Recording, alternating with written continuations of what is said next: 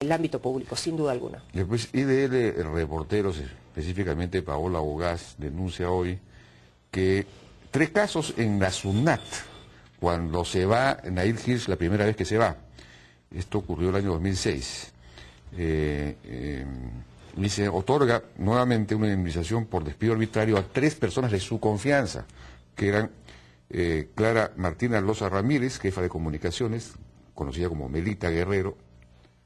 Aparte de ella, Melita Guerrero, Melita Guerrero Burga, y el asesor José Palomino Redel.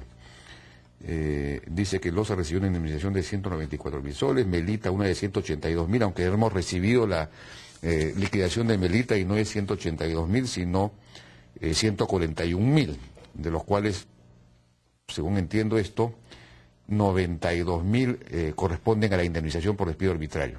55.000 a vacaciones. CTS y cosas. Sí, eso sí corresponde, ¿no? Entonces, en estos 3 casos que son, además fueron creo que los 3 después fueron a CONASEF junto con Nahir Hirsch, que pasó a CONASEF, ¿no? Me imagino que al salir de CONASEF de repente han cobrado también su indemnización. Habría que investigar eso, pero cambian cada 2 años de institución y cobran indemnización arbitrariamente cobran la indemnización, habría que decirlo. Este es un caso así claramente en el que no procede. Entonces, según la ley de empleo público, no. Los empleados de confianza, es decir, los que rodean a aquellos funcionarios de elección, de remoción regulada o de nombramiento, digamos, directo, de libre nombramiento, como es el caso de los ministros, no tienen el derecho. Los empleados de confianza están claramente establecidos en la ley de empleo público, ¿no? Entonces, allí en estos casos no procede. Yo la verdad no conozco el caso específico, pero si están en esta, digamos, en esta banda de empleados de confianza. Pero de repente esta es una práctica más o menos generalizada en estas instituciones que eran calificadas de islas de excelencia, y que resulta que son islas de excelencia en la interpretación legal, pero fíjese que ahí también hay una suerte de contradicción, porque por un lado tenemos a quienes dicen, oye, es necesario pagarle bien a los funcionarios y tal, y entonces la pregunta es, oiga, ¿y esta persona después de una cantidad de años no debería llevarse su CTS a su casa? Claro que sí. Todos los trabajadores deberían llevarse la CTS a su casa. Pero ese es otro tema, CTS. Sin duda. ¿Qué sentido tiene que haya una CTS para comenzar? Una compensación por tiempo de servicio. A mí me han compensado mes a mes, me han pagado un salario. ¿Por qué tienen que compensarme al final si ya me pagaron todos los meses? Claro, es decir, la compensación por tiempo de servicio no tiene sentido. De acuerdo, eso es una discusión de otra naturaleza. En general. Sin duda, es una discusión de otra naturaleza, pero es una regla general, digamos, ¿no? El de la CTS.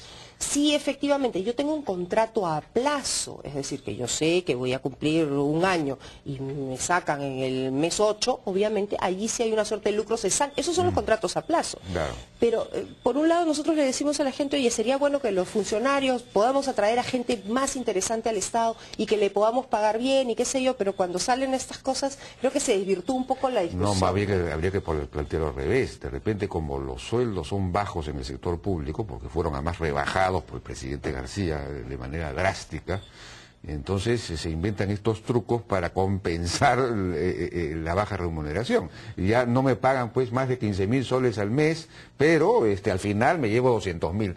Es decir, es una manera en realidad entonces hay que sincerar las cosas, ¿no? Sí, bueno, eso es una tarea muy compleja. Nosotros, yo de nuevo insisto en ver este caso como una oportunidad, porque creo que la Contraloría ya está tomando cartas en el asunto, que creo que es además la institución que le corresponde hacer cualquier tipo de investigación en y en todos los casos que aparezcan o que tengan que ver con este asunto. Sin embargo, es una oportunidad para nosotros, si me permite, porque hace unos días ha salido publicada una ley del Congreso que le da 90 días nuevamente al Poder Ejecutivo para legislar en la materia vinculada a la Ley Marco del Empleo Público, que era una norma que se dio hace algunos años y que a su vez requería de otras 5 leyes de desarrollo para poder operar al 100%. Entonces tenemos un plazo de 90 días, nosotros le hemos presentado ya a la Secretaría del Consejo de Ministros un cronograma de trabajo y esperamos que dentro del Ejecutivo, dentro de los primeros 60 días podamos presentar días para presentar esos 5 proyectos de ley. Los vamos a hacer. Bueno, sobre eso vamos a conversar después de una breve pausa.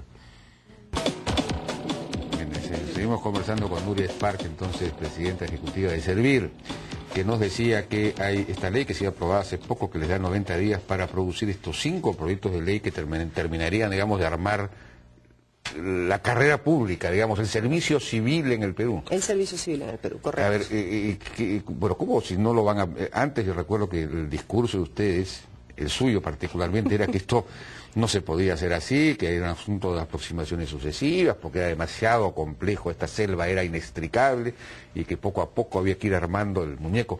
Y ahora resulta que en 90 días hay que armarlo completamente. ¿Qué cosa va a salir de ahí entonces? Bueno, lo que vamos a hacer es, digamos, tratar de hacer lo mejor posible dentro de las restricciones de información que tenemos. Uno de los temas que en varias oportunidades he mencionado es que no teníamos información de cuántos trabajadores, dónde están, qué saben, etcétera. Y ni tampoco teníamos la historia de la gente. Es decir, uno entra a una entidad, sale, entra por la ventana, sale por la puerta, y al final del día hay un desorden terrible. Entonces, nosotros hemos empezado a construir el Registro Nacional de Empleados Públicos, de servidores públicos, del servicio civil, y ya tenemos inscritos más de 600.000 personas a nivel nacional. Casi el 91%, 92% de las instituciones del Poder Ejecutivo, del Gobierno Nacional, perdón, han cumplido. Las del Gobierno Regional en un poquito menor medida, 80 y tantos, y luego en los gobiernos locales son los más complejos de llegar. Entonces estamos haciendo el gran esfuerzo de hacer este registro. Ahora, sin embargo, esta información nos va a permitir obviamente conocer mucho más, con mucho más finura, si cabe el término, exactamente en qué regímenes están las personas, cuánto gana. Lo estamos cruzando con la planilla pública del MEF, que además con el MEF estamos trabajando muy estrechamente este tema, porque al MEF también le interesa saber que hay una persona detrás de cada sol que está saliendo, obviamente, de la caja, ¿no? Empleados fantasmas. Exactamente, entonces estamos haciendo este cruce de información. Entonces, en 90 días nosotros tenemos que producir los esqueletos y básicamente el contenido de las normas de la Ley de Carrera del Servidor Público, que debe incluir las reglas para el acceso, ascenso, evaluación y salida de los trabajadores en el servicio, la ley de los funcionarios y los empleados de confianza. Fíjese estas primeras dos capas de las que le hablaba en la secuencia anterior, que regula el acceso meritocrático de profesionales calificados a los puestos gerenciales del Estado. Ese es el contenido que nosotros estamos trabajando en este momento. La ley del sistema de remuneraciones. Este tema es muy complejo, muy álgido. Estamos hablando de alrededor, poco más de 20.000 millones de soles anuales que van en remuneraciones para el sector público. Como usted comprenderá, 20.000 millones, todavía no tenemos muy claro quiénes, dónde, etcétera, dónde se ponen los soles. No podríamos hacer una norma de remuneraciones muy exhaustiva, sino más bien lo que vamos a hacer es poner las grandes definiciones, que es lo que más le pide a servir el operador del sistema de recursos humanos. No todos entienden el término CAFAE igual, sorprendentemente. No todos entienden el término, qué sé yo, refrigerio y movilidad de la misma manera, etcétera. Entonces lo que vamos a hacer es normalizar un poco el lenguaje ahí para facilitar también que podamos tener un mayor control sobre la planilla pública.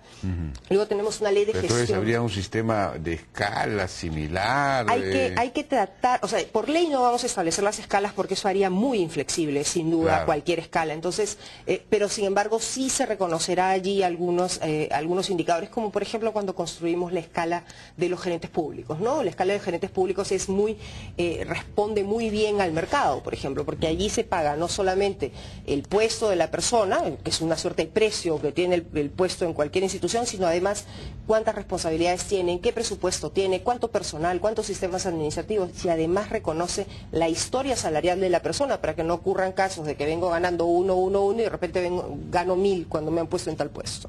Entonces es muy